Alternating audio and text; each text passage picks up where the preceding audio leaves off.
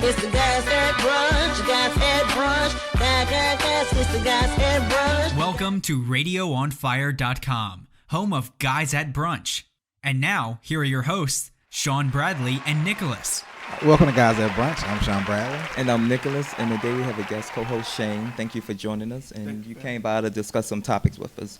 So, what's up, Sean? Okay, so we all saw the Real Housewives of Atlanta reunion, part 1 and part 2, correct? Mm-hmm. Yes, we So, I want to go back to part 1 and correlate that with what's going on in this city of Baltimore with the riots and the protests, Freddie Gray and all that stuff. So, during reunion part 1, Andy asked Kenya about investing in herself for this particular, for her project, Life Tours On. So he said, isn't it a bad investment to invest in yourself? And I was somewhat offended. I was pissed because I was like, whether it succeeds or fails, you never know unless you try. And the state of Black America and what was going on in Baltimore City, to sit there and tell a Black woman that it's a bad idea to invest in yourself, I was extremely livid. So how do you feel about that? I think that I think he is a producer, and maybe he was saying, I did hear him say to invest in a half-hour comedy show. I think that's what she's doing. Yeah, so I did hear him say, I think that's a bad idea. Maybe he got some insight being a producer himself. So, he might know, like, oh, if you're putting up your own money, you ain't got money that long to really invest in a sitcom. You might need people that's backing you with millions of dollars or billions of dollars, But the way TV like World works is, what she did was she invested in a pilot.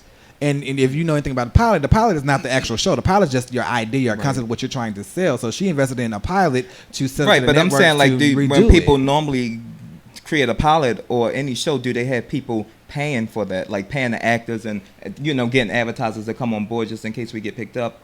But why not? Go ahead. Well, my thought is it depends on what she's working with. I mean, we see a lot of things on Celebrity Net Worth, etc., talking about how much money people have, but we really don't know what people are working with. We don't know how much money she's got saved up. We don't know what kind of financing and backing she has. So, I mean, I would think that she's been in the industry long enough that she would be wise enough to know whether she should invest a certain amount of money into a project she's passionate about. I mean, she doesn't appear to be a stupid woman. And if she's as broke as people think she is, I don't think she would invest all her money into something like that. And we got to remember that she has produced a whole bunch of direct-to-DVD movies that a lot of people in the ghetto have watched. Right, but a lot of people, she target, I guess, a certain type of audience, but that money must didn't make her so rich that she didn't have to lower herself to do Housewives of Atlanta and do anything on the show. Like, she come at people, and I think she make the show entertainment because she bring drama, but I'm sure if someone was in a position where they didn't have to behave like that on television, I don't think they would. But I don't think she needed the money necessarily. I mean, it's one thing to need the money, because look at Vivica Fox. She's going on Hollywood Divas. Okay, you don't think she needs the money? I'm saying it's not necessarily needing the money. It's another opportunity to get yourself out and get your face back open, because I knew who Kenya Moore was, but did the new generation know, like Candy? I knew who MC Hammer was, but he still went broke, and he was one of the most paid Black people in Hollywood. Filed bankruptcy though. But that's what she had. Maybe she's preventing. Okay, I think that if a celebrity go on any type of reality show, Celebrity Apprentice or Dancing with the Stars, they might be trying to get their name back out there. But if you go on a Housewives franchise, something's probably going on where you need some income coming in. But okay, but we're going. But I think it really could. The thing about it is, I think we're going the wrong way, because I'm looking at it as just saying investing in yourself, especially with the state of the Black community or whatever. It's like, if you don't believe in yourself enough to invest your own money in yourself, why would I invest my money into you? She invested completely, all right. Yeah, like, she and it's just one episode, right? But I mean, I don't know. I feel like that. Andy Cohen, being a producer himself, knowing probably how Kenya finances look, he probably knows something that we don't know. Andy do. He the one who said it's a bad idea. I'm saying, like, I don't think he was hating or saying don't invest in yourself. He might was giving her some good business advice. That's a bad idea to invest in a sitcom. My thing is, but if you believe in your project, if you believe in your project enough, wouldn't you invest in yourself? If nobody else believed you, that means you just gonna stop. Personally, I agree. I understand your point, and personally, I do understand, because I think for anyone to thrive at all in life, they have to take risks. You really have to take risks. You can't just say, oh, well, I want to accomplish this in my life. However, I'm waiting for someone else to, afford me the opportunity to do that. You need to go out and create opportunities for yourself. It's not going to knock on your door. Even if you fail, even if you fail, that will be enough of a lesson learned for you to continue to move forward in your future. I fully support her investing in herself and in her future. I fully do support that. Now, whether she fails, I don't know. Time will tell, right? But I do kind of get your point that it could be a bit maybe discouraging and insulting to someone who thinks they have something figured out, and for someone else in the industry to look at you and say, "Oh, well, why would you do that? Isn't that a bad move?" You know, we don't know. Maybe it's a bad move. Maybe it's a brilliant move. We really don't know. Right. I guess only time will tell. We'll see if we see as the world twirl. Life twirls on or something yeah. like that. I'm just talking about just in general, as in. I'm not even saying as far as him giving her advice. No, I'm not leaving in the scope of Real Housewives of Atlanta, because people sitting at home can watch it and be like, okay, well, you think it's a bad investment to invest in yourself? Because my thing is, I'm not going to give you money if you don't believe in yourself to put your own money behind. Why would someone finance you? Right. Exactly. Right. Yeah. Yeah, but I think that any venture you want to take in life, do your research first. See the research. See who is normally putting up the money, who's fronting the money, fully for the project. But this is or not if the it's first a project that she's produced, though. I know, but I'm saying she did straight the DVDs and stuff like that. But who else helped her produce them? She might was just the face of it. It might was a vanity project. Man, she probably got somebody in the background. But she said she fully. I feel like when Andy said it, he said, "And you fully." You was the producer and all that, like you put up the money. So what I'm saying is that, okay, yeah, you should, have confidence in yourself and your idea or whatever, and you put up your own money, but you also should have investors that's coming in where you're not gonna go broke. But you can't have investors coming in unless you got something to show and prove. You got to show. So she had to create her show and prove first. They want to see you. So the pilot is just your plan, because I can take a prime example. Noah's Ark. Well, your script is usually what you're proving. Maybe someone to come on. You need a pilot and do it. You need an actual pilot to show them. The big investors to come in. That's what she's doing. Instead of a network, but I'm saying reshoot to pay for all the actors and cameras and all that. Sometimes people do have investors to come on and help them. No, because with a pilot, normally the actors get changed. If you watch Noah's Ark, if you've seen the box edition, they show you the actual pilot of Noah's Ark, and it's in some bootleg backyard garage. Basically, the shop is in a garage. Right. That's what a shop is. So when you watch the first episode, it's the same episode, but it's got the budget now. It got different actors and certain things. So when you do a pilot, it's just I'm showing you my idea and what this could be. Now I need your money to make it come into fruition, and that's all she did. Well, it was a pretty good pilot. I think we all looking from the outside to base it off of Kenya, but I say if someone that's watching us want to invest in yourself and all of that, that's great. Go ahead and do it, but my advice will always be do the research, see how it worked and how it's broken down. If we talking about Kenya, I think Andy gave her advice from what he know her to be and what he know as a producer. So I don't buy that. You don't buy it? I don't buy it. She's been in Hollywood for 20 plus years and ain't went broke yet. And she's doing Housewives of Atlanta. That is not the most highbrow type of show. It's 3.5 million people are watching. Look at Demetria McKinney. She's on there on Real Housewives of Atlanta. Everybody like, why is she born? Demetria McKinney walked away with a record contract and on tour with R. Kelly right now. That's a come of vibe. I saw one. Yeah, that is a come up for some. But I'm saying people don't normally get into it without needing some coins or something. Why does it need to be needing coins? Why couldn't it be just for someone to behave like her? I feel like she is the agitator to all of them. If they making it worth her while, I mean, if they paying you $600,000 a year to come on here and act a fool, then who's gonna turn that down? Look at Nene; she been acting a fool. Well, a lot of people, Housewives of Atlanta approach a lot of actors and actresses, and they turn it down because some people don't want to stoop that low. That's some people, but I think when you get on television and you're arguing back and forwards and it's like for 3 years straight, it's like, how are you representing yourself and your community? If this is what you have to offer. But why does it have to be about the community on that level? Because automatically society gonna make it about it. No, it don't. To me, that's small-minded people, because it's like I don't look at Kim Moore and Nene Leakes behavior and say, oh, they make all black women look bad. No, Nene make herself look bad, because I know plenty of strong black women in the community, out there, but other outsiders looking in. Right. People on TV act a fool way more than we do. Yeah, but which show's getting the most views? The black ones. Because they bring the most drama. The white ones is boring. You better drink your wine and go to sleep. If you want the best sleep in your life, watch Beverly Hills Housewives of Atlanta. Okay? No. But y'all let us know what you think. Let us know what you think. Yeah. All right, let's talk about, when it come down to gay guys and we going out and trying to court someone or whatever, someone going to make the initiative and say, hey, you want to go out on a date? But since it's two guys, do you feel like it should be like a man and a woman, and the guy, whoever acts, plays a role, should pay as far as dinner, like for the date? If I ask you out, should I pay, or should I automatically think we're going Dutch? Got it. So when someone asks you or whatever, if you ask someone, how do you go first?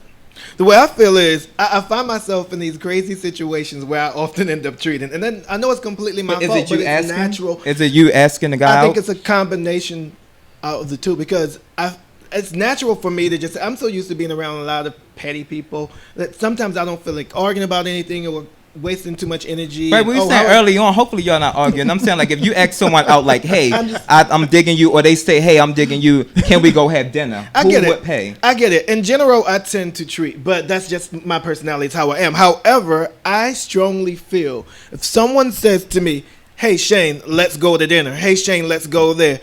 They need to be offering a treat. If I ever invite someone out, I definitely feel as though I should treat them because I'm pulling someone out of the element. They may not be able to afford where I'm taking them. Mm-hmm. So I feel like, you know what, as a courtesy, I'm pulling this person out of the element from doing what they chose to do today, and I'm going to at least offer to treat. Now, I don't expect that when people do that to me, but that's how I feel about how my action should be. Okay, so proper etiquette dictates that the person that, asks you out to dinner should be footing the bill.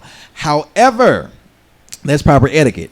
But the way I feel, if I was asked to go to dinner, normally I'm gonna always offer to pay my half of the dinner to begin with. Just let you know, nigga, I don't need you. That's one of them two can play that game type of things. But then it's up to that person to then say, okay, no, I got it. But I'm always gonna be like, hey, I got my half, and then then they come and say, hey, I got it, don't worry about it, I'm treating you, then I'll put my money back. But if they don't say, hey, I got it, it's no sweat off my back. I'm just gonna pay my half of the meal, and that's that. You ain't done nothing for me, I ain't done nothing for you. We just enjoyed each other's company. I pay for my meal, you pay for your meal, and then let's go home. Right. I mean, we might go home together, we might go home separately, but at least you didn't pay for my meal, and I have to. If I pay, we better be going home together. Shit. I feel like I always felt like that too. Like it's proper the etiquette to say if whoever asks who out, right, you should be the one fronting the bill. True.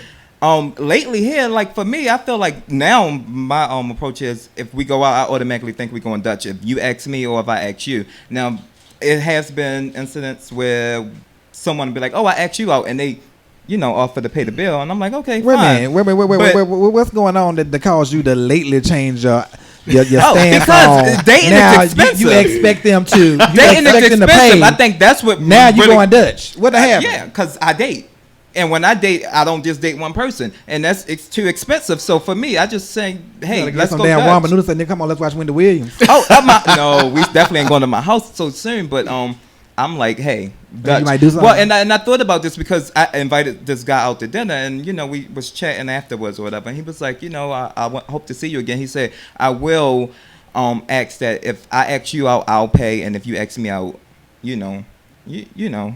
think if I ask you out, I'll pay. If you ask me out, you pay. Because I mean, and I was like, I haven't lived by that rule in like many years, even though that is something I believe. But because with my partner and I, we've been together for 6 years, and we still like go half on the meals or whatever. Every once in a while, if I felt like just wanting to take him out to dinner somewhere, I'd pay or he'd pay or something like that. But if we're like going somewhere and it's like really expensive, we both just pay. Like here, like we was at the Cheesecake Factory for lunch on Saturday, and then we're like, look, let's just split down the middle and call it a day. Right. And just that. I'm all about going Dutch. Because I'm like, I don't need you. You don't pay none of my bills. I don't need you for nothing. Yeah. I mean, I think it's fair to go Dutch. I just find myself often treating a lot. But I also think, I've been in a lot of group settings where different people would order different amounts. Not even just when on a date, but in group settings, like if you're out with a sports team or something like that, and people just divide up the check by the amount of people there. I don't like that. I think sometimes it could be a bit awkward because sometimes I would invite a friend or something, and that friend would buy like a salad when everyone else is ordering filet and ordering Patron and stuff. This person have a salad and they have this $30 portion.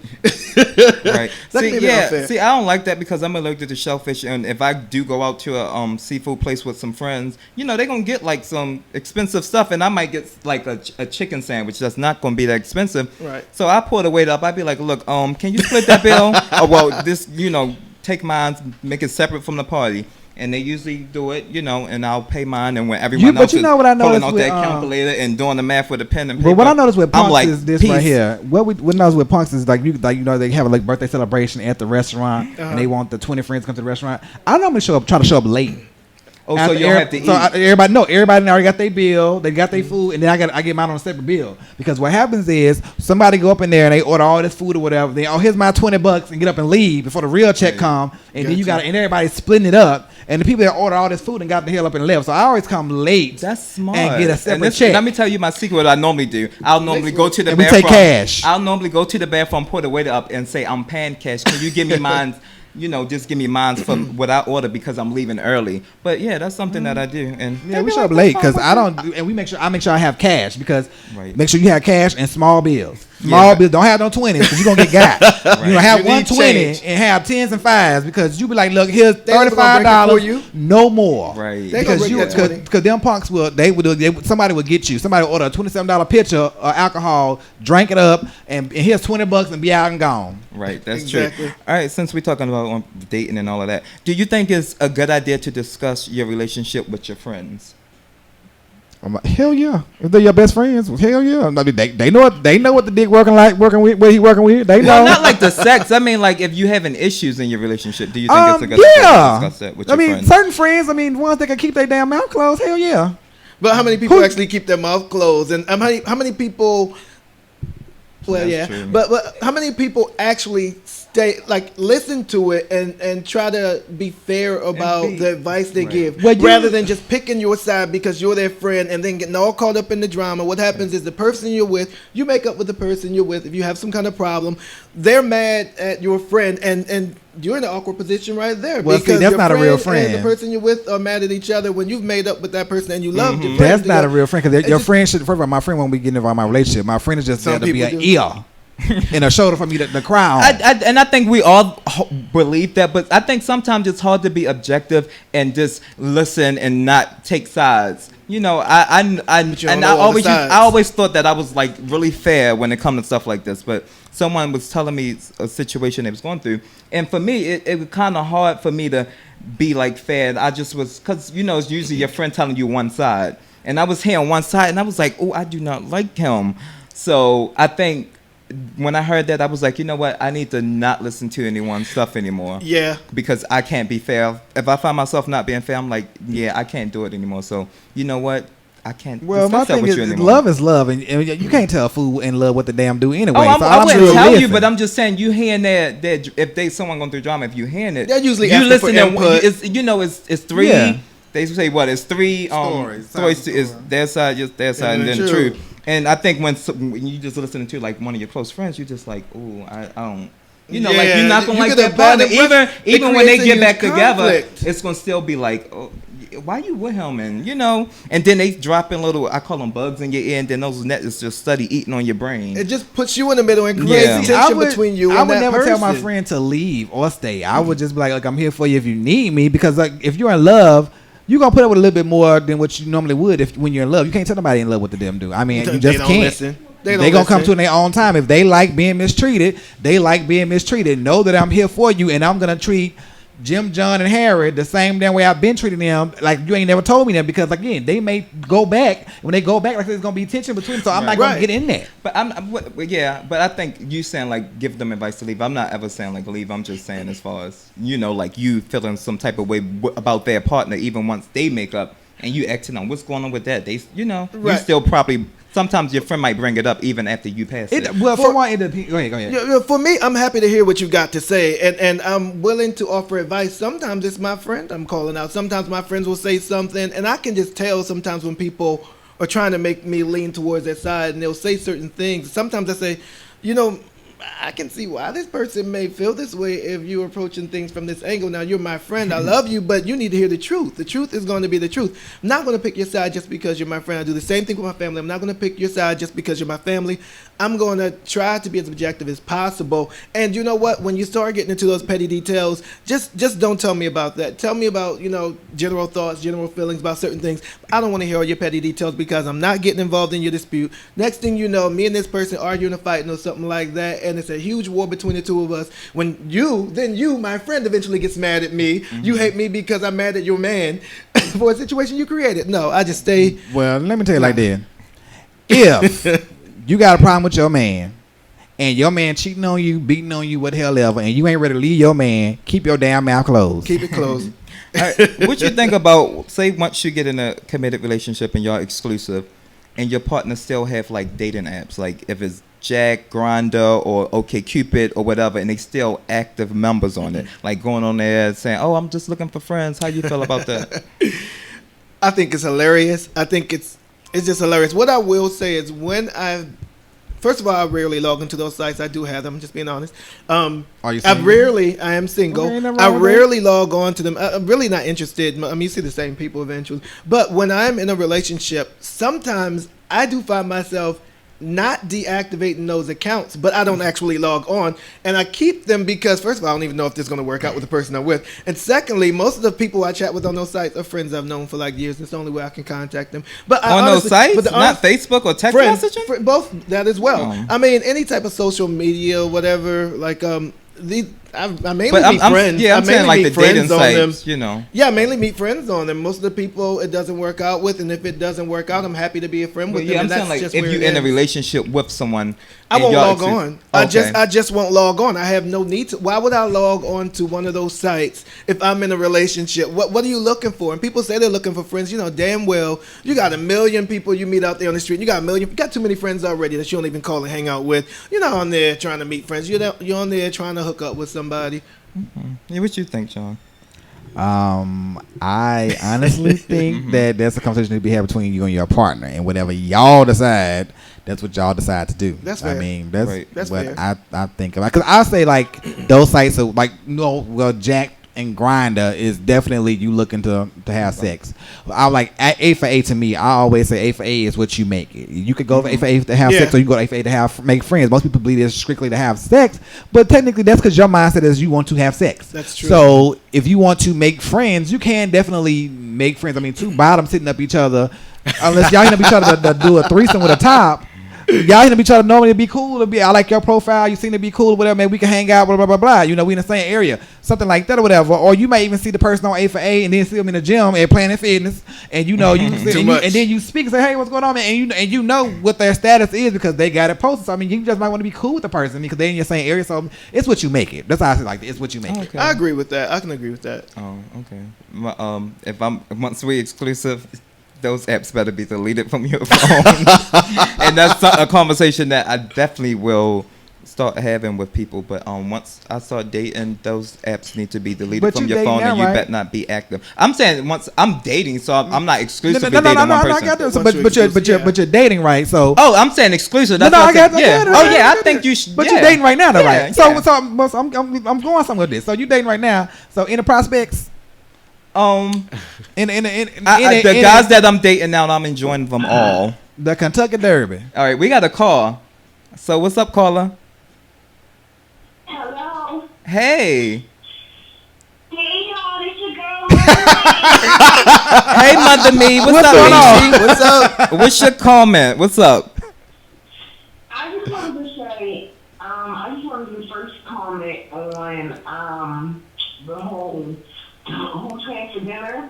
Yes. And I just wanted to say that my fat ass is not paying for nobody else. We know that. And I'm going to get my big ass up and get a separate check.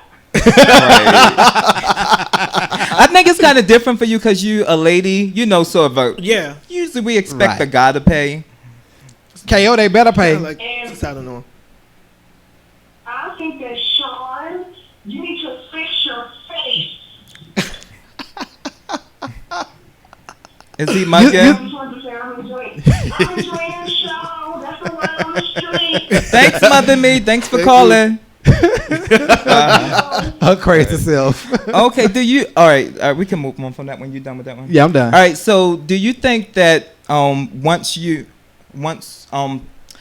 start dating someone, do you think it's cool for them to ask or to reveal how many people you slept with in the past? Trying to think, how can I say this? Well, I asked you since you, and it's more so like I feel like a female male question. So like DJ John, that's what all the experts say. Like they saying it's like a normal question. So how you? So feel I'm about gonna that, ask the straight guy in the room. Yeah. You asking me if if we should reveal it. Yeah, would you ask that question? No, I wouldn't ask the okay. question because I have a theory there. Mm-hmm. So if you ask a woman how many men she's been with, she's only going to count her boyfriends.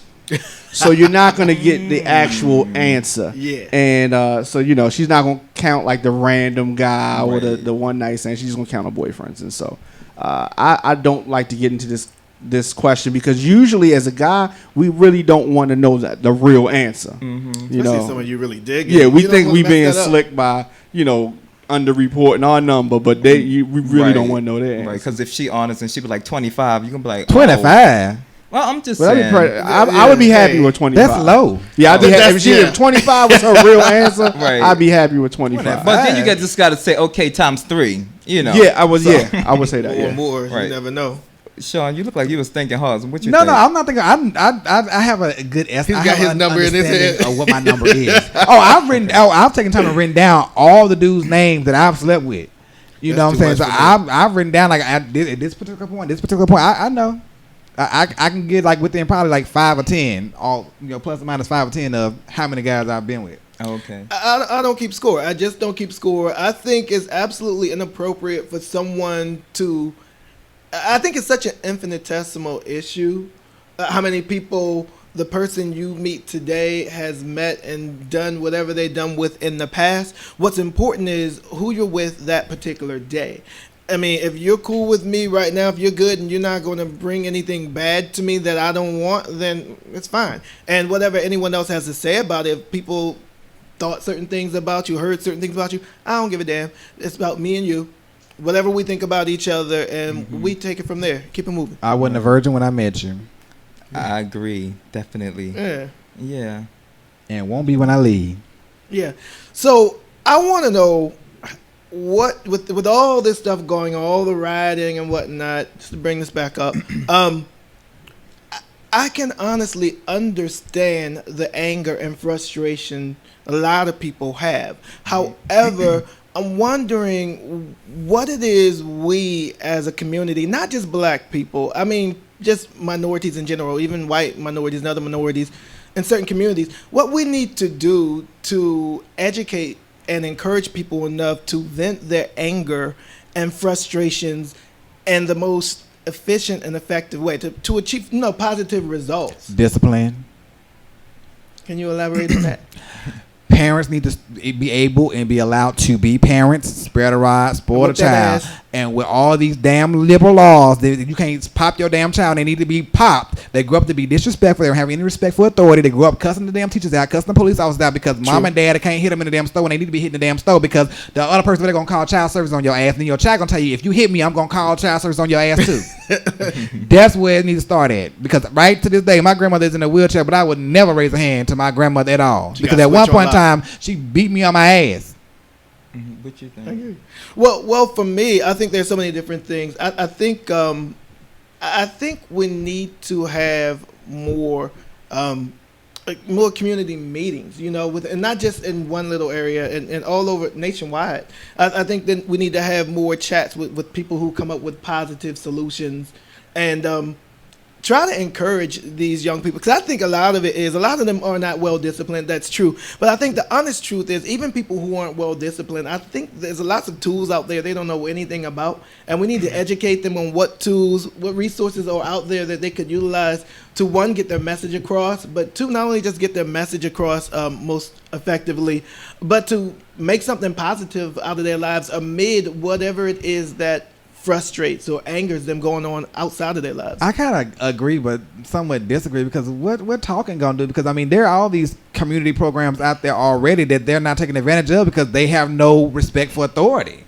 They just don't. I think it may need to come from a different place. When people I have nieces and nephews, often they don't listen to their parents. Their parents just yell at them, scream at them, threaten to beat them, and they don't listen. And I can say one thing: yes, Uncle Shane. No, Uncle Shane. It's like it depends on the angle from it's very which different you because you don't approach. they don't hear you all the time. They don't see you all the time. You don't. They see me. They just don't respect live with me. you. The dynamic is very different. Like, you're not my child, so I mean, you're my niece and my nephew. But I get with you in the way your parents can't get with you. It's very different. I mean, because I was like that with my father. I would go back and forth with my father. I could talk to my uncle about anything. Right. But you know what I'm saying? But I still have respect for my father. I knew not to go the line and be cussing at him and stuff like that, whatever. But just going back and forth with him, I would definitely do that. Right. But I wouldn't go over the line with my father at all because I have respect for authority because I get my ass whooped. Right. Well, I'm sure this conversation will be a conversation that we will touch on again, you know, with the riots and all that's going on. And unfortunately, that's all we have. That's all the time we have for this episode of Guys at Brunch. So we will see you next week. Make sure to subscribe to Guys at Brunch on YouTube. Follow us on Facebook and all other social media. Guys at Brunch. Until next time. Bye. Bye.